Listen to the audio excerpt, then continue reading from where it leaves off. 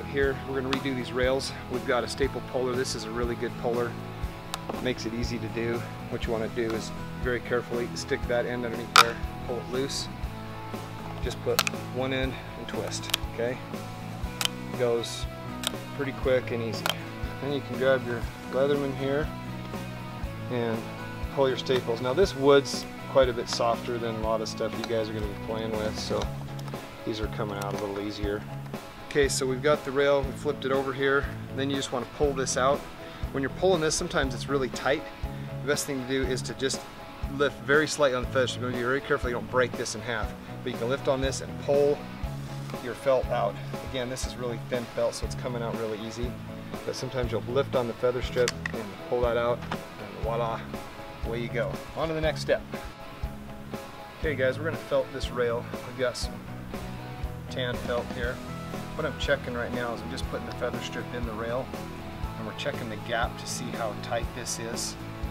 99% of the time the feather strips are cut correctly, the rail's channel is correct, and we're not going to have any problems with the felt going in here and coming out, so they're coming loose. And this one looks good. I don't know if you can see this on the camera, but all of the line is in there. That's about as much slop as you want to be able to have.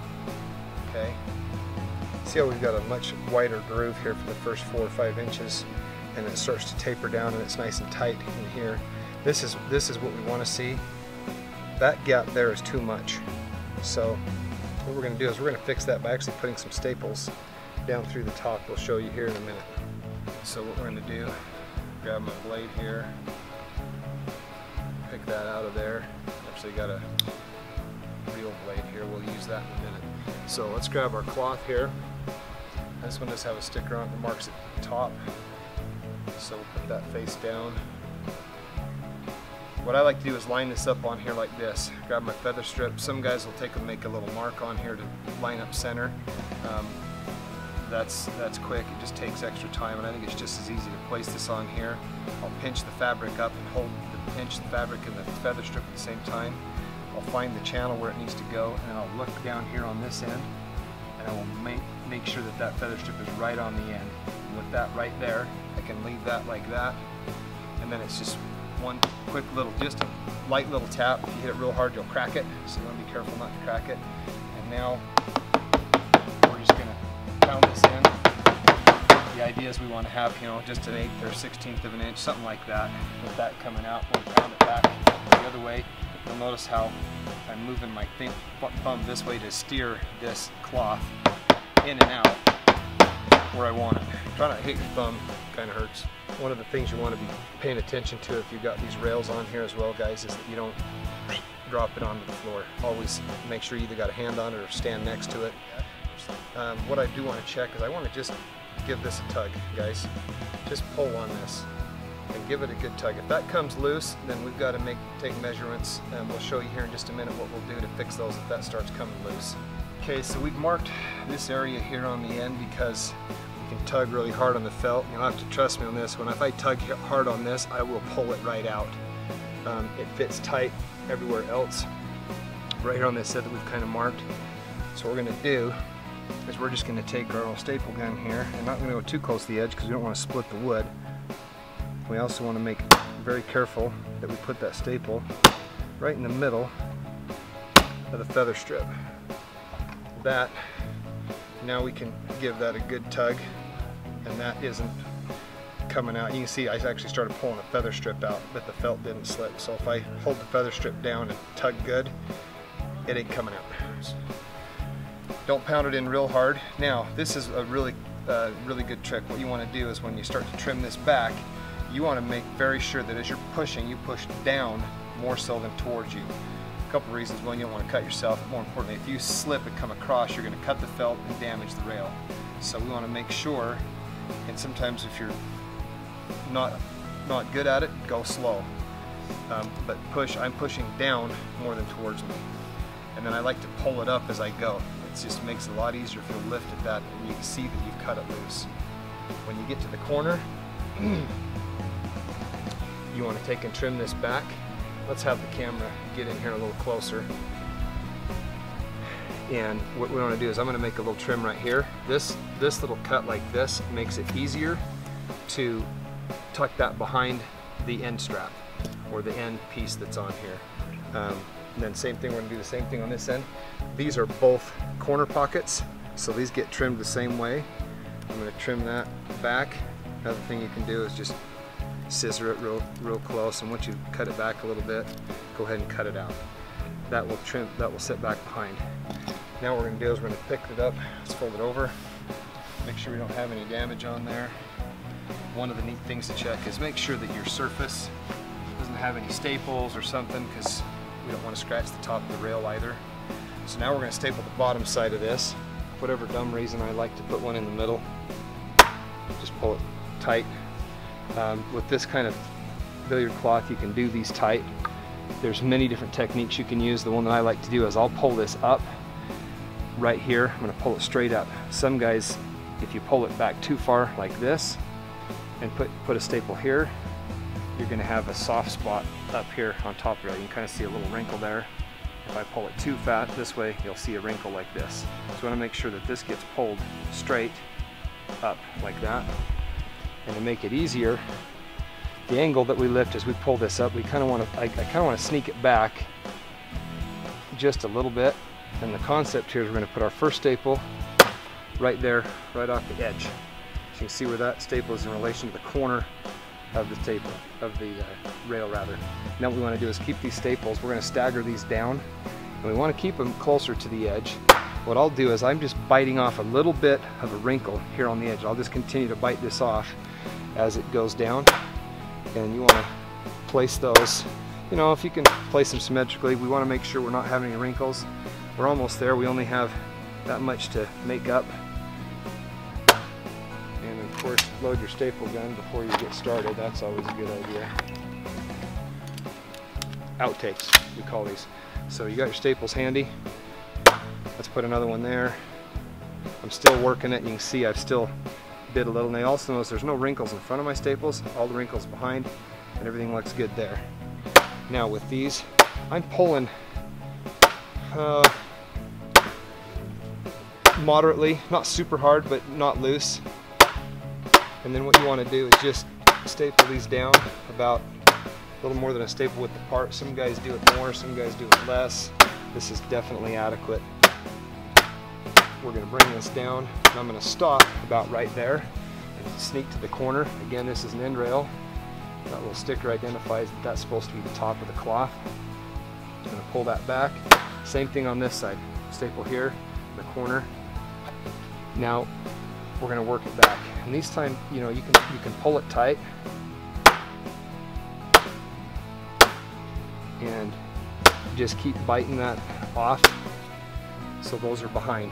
If you'll stagger those down, leave them parallel, don't shoot them this way, leave your gun straight, because you can line up a lot more staples and get a lot quicker to make up that corner. You'll notice I'm still making up a little. That's why I stopped back here, because I still potentially have a wrinkle there.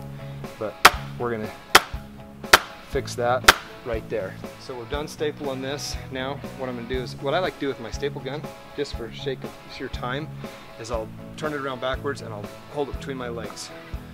I'll put the rail on my foot. Now what we're going to do is we're going to take and staple the end of this. So since we cut that correctly back here, this makes a nice clean, fold that edge over, pull it back, and we're going to put two staples here in the end.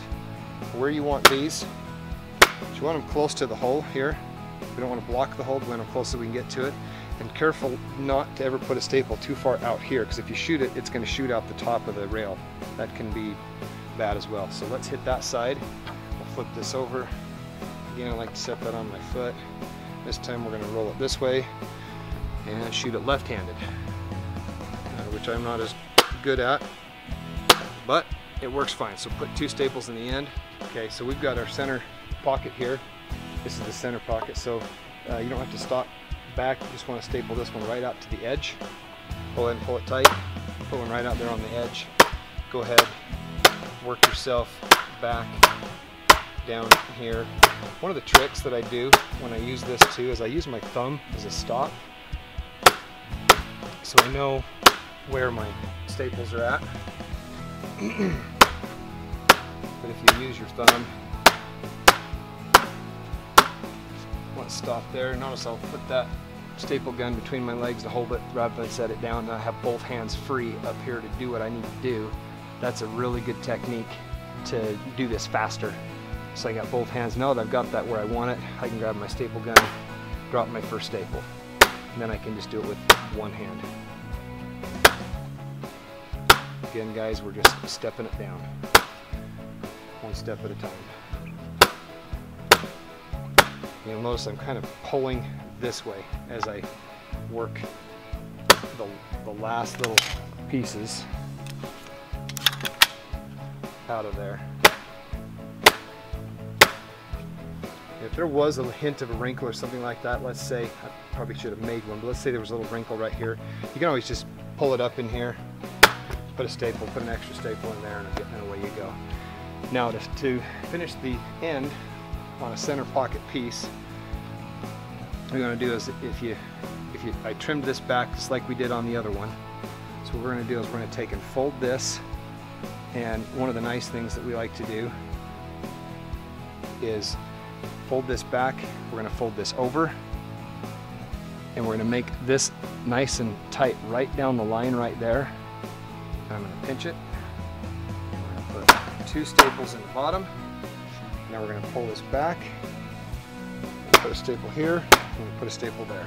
Okay, something we can point out here is this actually does have a notch that's in the rail that's designed to put the staples in. So when you pull it, rather when you put your staples in this, pull this up tight. You want to put them about in the middle, between there and the end. You don't want to put them up here on, clear back here on this level. In fact, you kind of feel it with your staple gun. You want to put them clear back here, and you don't want to put them clear out here on the edge either. Put them right in the middle. You know, 1/4 inch back is perfect.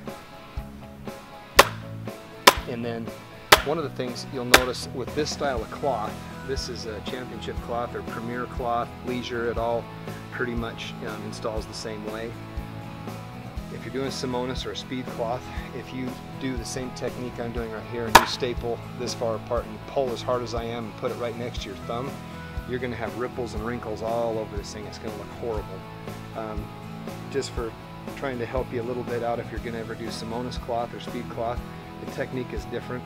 I'm going to put my staple here, but I'm going to pull over here, and I'm going to pull pretty hard, but I'm going to staple a couple inches away from my thumb. It's not as tight, and that will prevent you. So if you were to hit that and staple, staple, staple, you wouldn't see a ripple. We'll have to show that on another video at some point with actual Simonis cloth, where we can ripple it like crazy and then make it look nice and smooth too. But for this stuff, let's go ahead and pull. It's a tighter pull, a harder pull, and looks great. Really easy to install. Doesn't have a lot of by the way, there's a little window on the staple gun here. If your installer wants to check that, you can see that it's empty, so you don't run out of staples when you really need one. You can see your staples there, so just another little trick. And trim this. And all you want to do is get a good blade. All you want to do is trim this here, and the notch of the blade right here, just so you can see how fast I can do that, I've just used that as a guide that makes it really easy to just trim that down super fast. You don't have to be careful. Trim that back. Now what we're going to do is we're going to flip this over, and there's usually a little lip on here. It's got a lip on here. Now we're going to take our rubber mallet and finish pounding the strip in. Some guys like to put cloth down and pound on it. I've seen that. I can tell you, in my 20 years of doing this, I've never damaged the top rail by using a good rubber mallet.